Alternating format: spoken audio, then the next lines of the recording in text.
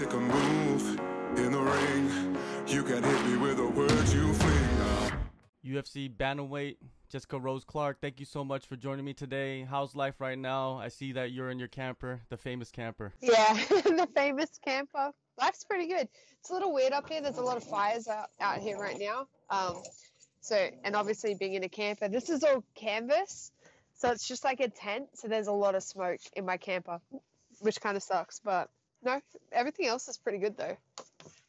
So right now there's the fires really, like, is it pretty heavy right now? Yeah, like, so my exact area, there's no fires here. They've actually set up like the emergency fire department base camp pretty close to where I am. So I guess that means that they're not expecting the fires to hit us. But because of how the bay is structured, it's just smoky. Like right now it kind of feels like I'm inside a snow globe, but it's not snow, it's just smoke. Like you can't see, there's no differentiation between land and sky. Like you can't see the sky, it's just all smoke. Visibility is like 300 feet, something like that. That's not a good situation. I was gonna say that you were social distancing before it was the trend, you know what I mean, right now, but now I guess it's not working out too well. Yeah, no, I mean, it's still fine.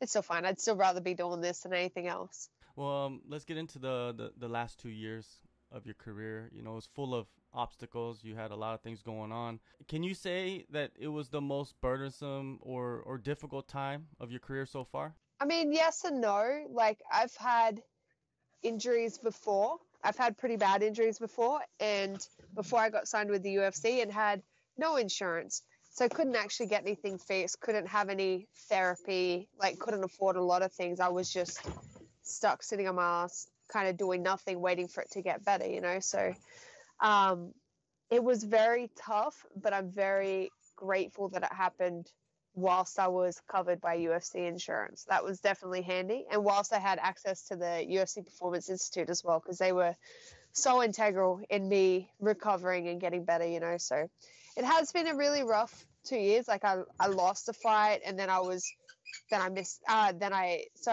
fight, then I passed out trying to go to the next fight, and then I was super excited to fight Toledo Bernardo in Rio. I was so ready for that one, and then I got injured, and then I came back off injury, and then I lost again. So it's definitely been more down. My actual fight career has been more down than up, but life hasn't been that bad, all things considered. You know, out of all the trials and tribulations, you know, were there any moments of clarity? I definitely realized how quickly my career could be ended, you know, like how I don't think I appreciated my body as much as what I do now, because that injury that I had, it happened so quickly and it was so extreme that it really highlighted that something even worse could happen just as quick and my career could be done, you know? So it definitely, because of that, I started trying to find other areas I can work in, other ways to make money, other ways to make sure I can stay in this country. So I actually think it was a blessing more than anything else. Do you feel like your mentality, you know, I mean, of course you're a fighter, but do you feel like with all the stuff that happened to your body, you kind of go more towards being an athlete, taking care of yourself at least? Yeah, definitely. I definitely was not prioritizing any form of recovery before I got injured, and then all I could do for 6 months was recovery. I definitely understand the importance of it a bit better now. I still probably don't do as much as I should, but I definitely do it more than I used to. You know, going back to before the Andrew Lee fight, you know, you passed out, and then after that you injured your foot. All of that put together, did it have a big effect on your performance in Moscow against Pani? There were a few things that I feel really affected my performance. Like one, I think I took a fight too soon coming back off injury. I don't think I was ready to fight. Like I still was leaving most sparring sessions in a lot of pain. Like I couldn't kick with my foot. I couldn't kick with my other leg because I couldn't stabilize on my foot.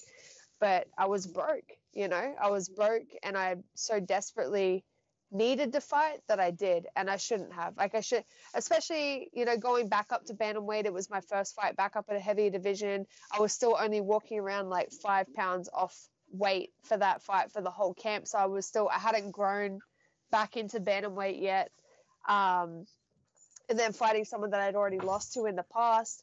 And then when I got to Moscow, I had food poisoning all week. So there were so many things that kind of, if I had picked up on the signs earlier, I probably would have pulled out of that fight, you know, because I don't think it was supposed to happen. But it is what it is. It's happened now. Yeah, definitely. Now, CSA, it's your new home. Actually, you've been there for a few camps now. What makes that location the best fit for you? Honestly, like, so CSA, I knew about CSA back when I was still living in Australia before I ever even came to the States. Like, I remember following some of their fighters around when I was having my first fight, which was 2012. I remember watching a lot of their fighters on Instagram and going like, man, if I ever go to the States, like, that's where I want to go. Like, I knew that CSA was where I wanted to be. And then when I moved to America, I went to Vegas first, and I kind of just got stuck there. Like, I financially was not in a position to move to California. The only people that I knew were in Vegas. So it just made sense for me to stay there. And I'm grateful I did, because that kind of, like John Wood and the crew at Syndicate really helped me get my feet under me, which I'm grateful for. And then that led to me being able to move out to CSA when the time was right. Like, I might not have been able to stay in this country if I'd moved out there earlier, because California's so expensive. Like, it's also why I live in an RV out here, because I refuse to pay that much money for a house or an apartment that I just need to sleep in. But this is definitely where I'm meant to be. Like, I've known for 8 years that this is where I wanted to be. Now, with the coach out there, Kieran, seems like you've developed this great relationship. What makes that relationship click? It's the fact that I know 100% without a doubt that he has my best interests at heart. I have no hesitation in saying that he would tell me not to do something, no matter how much I wanted to do it, if he thought that it was going to either damage my career or damage me as a human being. I know that he's always going to be the one to say no, you know, and really, like, fighters, we have a lot of ego, right? So he didn't want me to take that fight against Panny, but because I wasn't full-time out here yet and he knew I was broke, he was like, okay, like, if you're going to do it, I support it, but I don't think you should do it. And I wish I had listened to him then.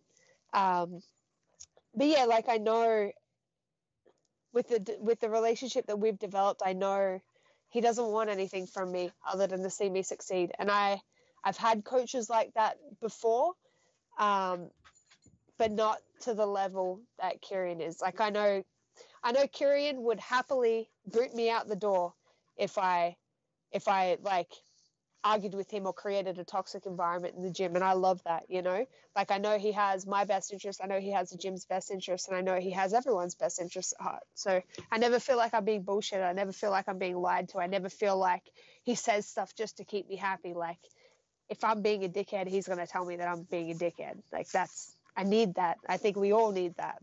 Do you feel like that was missing? Someone there to tell you no matter what the situation is? Someone to tell me the truth. I think that's what I haven't had in a long time, was someone who wasn't afraid to lose me and was willing to tell me the truth, you know? Because I've had people tell me no, but it's been like, because that's what they think I want to hear. I don't need to, what I want to hear and what's the reality are sometimes two very different things. So I know I can count on Kieran to tell me the truth. And I think that's been pretty integral to my development as an athlete and as a human being. Yeah, I guess to further your career, you do need someone to pull you back when you need to be pulled back, right? Yeah, 100%. Fighters are stupid. We'll say yes to everything. But so I think having someone in your camp that you trust enough to make some of those decisions for you is a very, very valuable thing. And I have that now, and I hadn't had that in the past. At CSA, who have been the closest training partners for this camp? So I train for this camp in particular. I train with Dustin Ortiz a lot. So he's an ex-UFC flyweight. He and I are about the same size, and he's a black belt. He's a lot better than me, a lot more experienced than me. So he and I train together a lot. And then also my jiu-jitsu coach, Adam Piccolotti, fights for Bellator. So he has a very good MMA background as well. So they're kind of my main two. And then I have a couple. I go to another jiu-jitsu gym. I go to Adam Piccolotti's jiu-jitsu gym, Raul Castillo, sorry. And I have a couple of like smaller purple belts and blue belts that I train with out there as well. But really, like, the team at CSA, we try to work with everyone, you know, like, Yeah, we're a good tight-knit team, and everyone has value and everyone has something to offer. So we all try to get in as much work with each other as possible.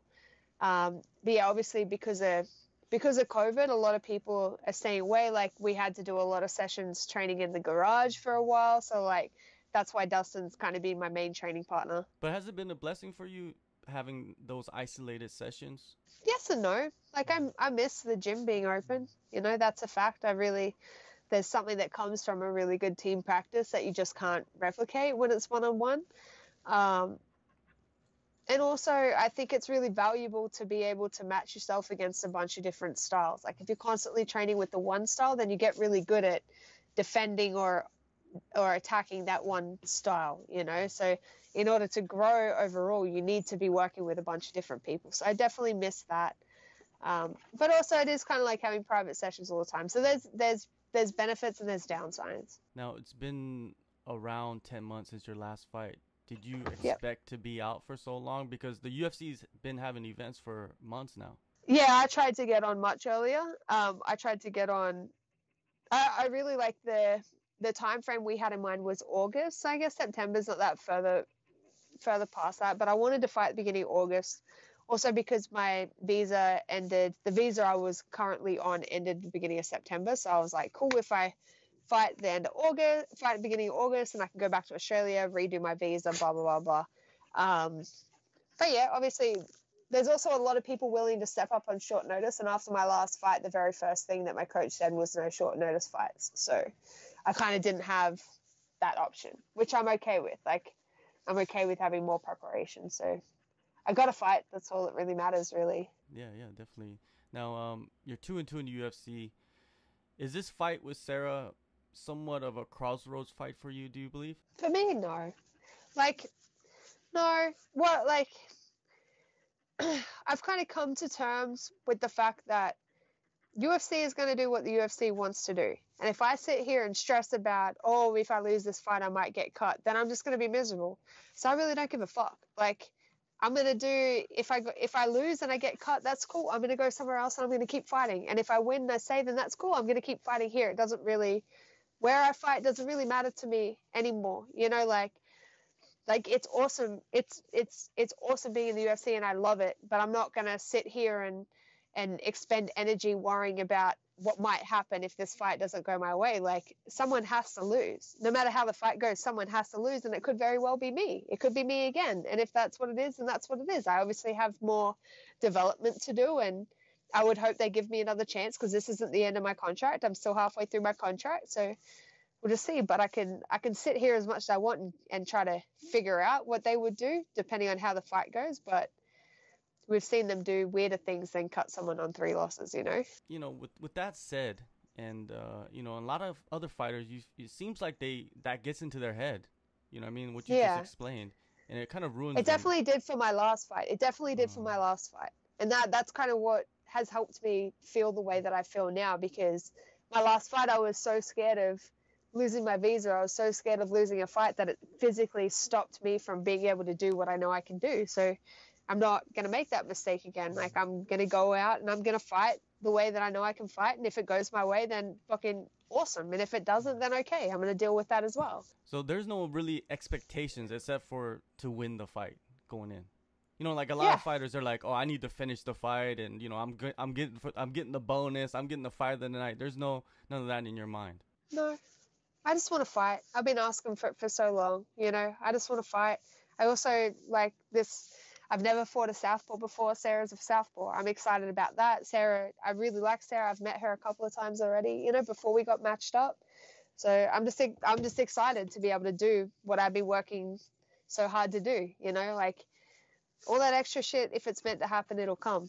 All right. Now, I wanted to get your opinions about some other topics, you know, off topic from your fight. Yeah. A previous opponent, Paige VanZant, she signs with Bare Knuckle Fighting Championship. Were you surprised by that news? I was surprised that she went with bare knuckle, but I'm not surprised that she went where the money is. Like, I think that was a really smart decision, you know, because she's been saying for a long time that she feels like she's worth more. And the stuff she's done outside of her actual physical fight, she probably is worth a lot more. Having fought her and seeing how much marketing, like being on the other side of how much marketing and promotion she does, like how much attention she actually gets, like 100%, I'm not surprised that she went where the money is. I think bare knuckle are also happy to have a star and to have a name, and I think they're going to look after her really well. So power to her. Good on her. Yeah, I completely agree. There's no blueprint for a fighter. It's like everybody has their individual journey, and I guess that's their journey to go over there and fight. It depends on, that's it. It depends on what you want. Like, are you here to try to get to a title, or are you here to make money? Like, that's, everyone's goals are different. You know, winning a title doesn't always make you money. That's it. Being in the UFC doesn't always make you money. So she's stated numerous times that she wants to get paid, so she's going where the money is. Just smart. I tell people that she's a definition of a prize fighter. She just did it with her actions. Yeah, 100%. And I love that she stuck to her guns. I love that she did that. A weird statistic: Beck Rawling, Paige VanZant, you beat them both. They leave the UFC. They both go to bare knuckle. Yeah, isn't that odd? Isn't that kind of odd statistic? I didn't even realize that. I literally just thought of that then. Yeah. I mean, that's cool. Yeah, it is cool. And Beck, she became the champion, so maybe, you know, Paige will become the champion too. Why not? Yeah, true. Wonder if Paige will end up in Bellator after that then. You know, you might be speaking some truth right there. You might be talking about the future. There's a lot of people I've beaten that are in Bellator. Yeah.